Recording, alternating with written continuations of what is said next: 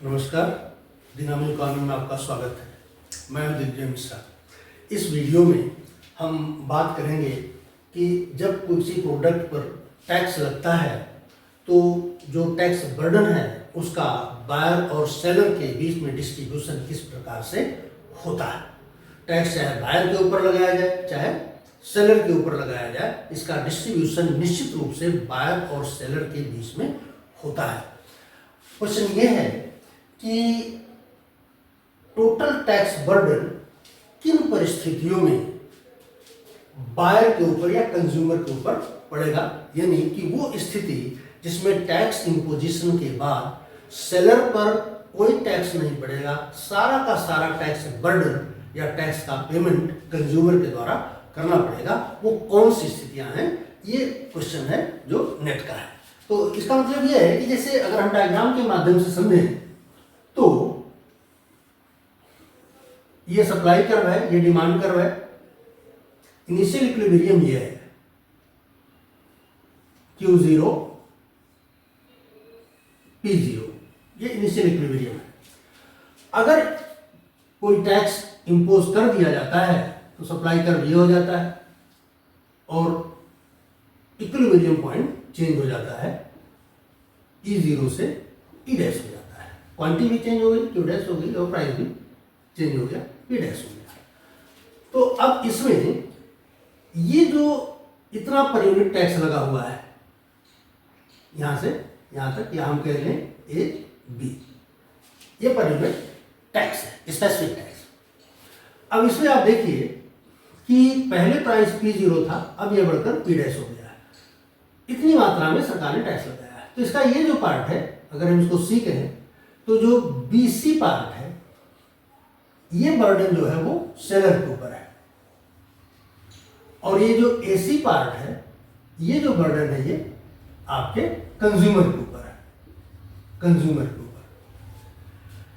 तो क्वेश्चन यही है कि वो कौन सी परिस्थितियां हैं जिसमें अगर कोई टैक्स इंपोज किया जाता है तो उस टैक्स का पूरा पेमेंट जो है वो केवल बायर्स के द्वारा किया जाएगा, सेलर के द्वारा कोई पेमेंट नहीं किया जाएगा। यानी सेलर के ऊपर किसी भी प्रकार का टैक्स बर्डन नहीं पड़ेगा, सारा बर्डन केवल बायर के ऊपर पड़ेगा। तो इसका फार्मूला है, अब इस डायग्राम में हम देख रहे हैं कि जो टैक्स है this is being distributed between buyer and consumer.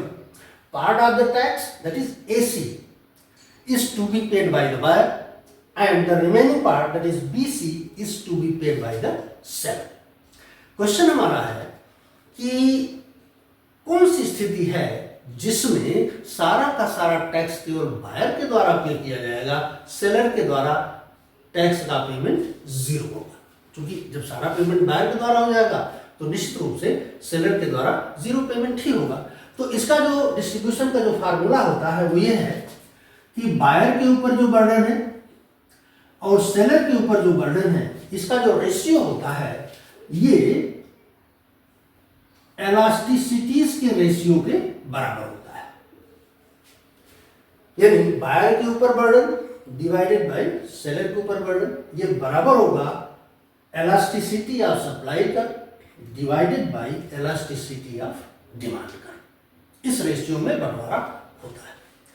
तो अब चूंकि प्रश्न हमारा यह है कि कंज्यूमर के ऊपर सारा बर्डन है, सेलर के ऊपर कोई बर्डन नहीं है, यानी सेलर का जो पेमेंट होगा वो जीरो होगा, सारा का सारा पेमेंट जो होगा वो बायर के द्वारा ही किया जाएगा। तो अब ये जो स्थिति बनेगी, इसका जो वैल्यू है वो आएगा इनफाइनाइट। अगर हम इस फार्मूले के हिसाब से काम करें तो अब हमें ये देखना है कि ये जो फिगर है वो इनफाइनाइट कब हो जाएगा, यानी ratio of elasticity of supply and elasticity of demand should be infinite. अगर ऐसा होता है तो हम इस प्रश्न का उत्तर ढूंढ ले जाएंगे। तो ये कब होगा, इसके लिए दो कंडीशन है। पहली कंडीशन तो है कि इलास्टिसिटी ऑफ सप्लाई जो है वो इनफाइनाइट हो जाए।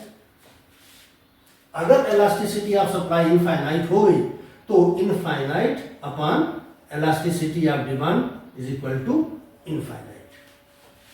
तो इस परिस्थिति में जो टैक्स का बर्डन है वो पूरा का पूरा बायर के ऊपर चला जाएगा। तो पहली कंडीशन ये हो गई कि अगर सप्लाई कर परफेक्टली इलास्टिक है तो पूरा का पूरा बर्डन टैक्स का वो बायर के ऊपर जाएगा, सेलर के ऊपर कोई टैक्स बर्डन नहीं आएगा। दूसरी स्थिति में हम ये देखते हैं कि ये इनफाइनाइट कब हो जाएगा। दूसरी स्थिति ये हो सकती है इनफाइनाइट होने की कि इलास्टिसिटी ऑफ डिमांड 0 हो जाए, तभी ये इनफाइनाइट हो जाएगा। यानी कि अगर डिमांड कर्व परफेक्टली इनइलास्टिक हो जाए तब भी जो टैक्स बर्डन है वो पूरा का पूरा बायर के ऊपर जाएगा, सेलर के ऊपर कोई बर्डन नहीं पड़ेगा। तो ये दो स्थितियां हैं जब किसी भी टैक्स का पूरा बर्डन बायर के ऊपर जाता है। पहली स्थिति यह है that demand curve should be perfectly elastic, supply curve should be perfectly elastic, demand curve की इलास्टिसिटी 0 के अलावा कुछ भी हो, परफेक्टली इलास्टिक भी ना हो। दूसरी स्थिति यह है कि अगर इलास्टिसिटी ऑफ डिमांड 0 है, यानी कि डिमांड कर्व परफेक्टली इलास्टिक है, तब भी पूरा का पूरा जो बर्डन है टैक्स का वो बायर के ऊपर चला जाएगा। तो इन दो परिस्थितियों में जो टैक्स बर्डन है वो पूरा का पूरा कंज्यूमर के ऊपर जाएगा, बायर के ऊपर जाएगा, सेलर के ऊपर बर्डन नहीं जाएगा। वीडियो पर अपनी राय दीजिए। वीडियो अगर कुछ समझ में बात नहीं आई है तो आप फोन के माध्यम से, कमेंट के माध्यम से संपर्क कर सकते हैं। वीडियो को लाइक करें, शेयर करें, सब्सक्राइब करें। वीडियो देखने के लिए आपका धन्यवाद।